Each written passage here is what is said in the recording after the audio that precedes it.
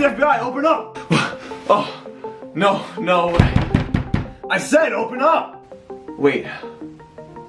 Really? Well, honestly, it's been a rough couple of months. Oh. What? I'm sorry, man. It's fine. I mean, it's just hard sometimes. Each day, it seemingly takes forever, and then suddenly a whole month has passed, and just wondering where the time went.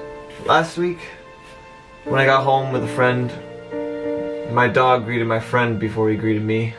I heard that standing out in the rain is supposed to help ease your sorrow. And I literally just got struck by lightning. Like, what am I supposed to do with that? I failed the math exam when I was in 3rd grade. I told everybody I got 100%. And I just worry that if people found out that I failed 3rd grade math, would they even know who I am? I bought a pack of Oreos about a month ago. When I opened the pack, someone had licked out all the cream filling and just put the 2 pieces of cookies back. I still ate them, but it just wasn't the same.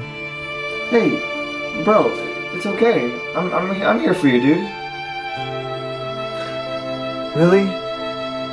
Yeah. Hey, why don't we open this door so we can hug it out?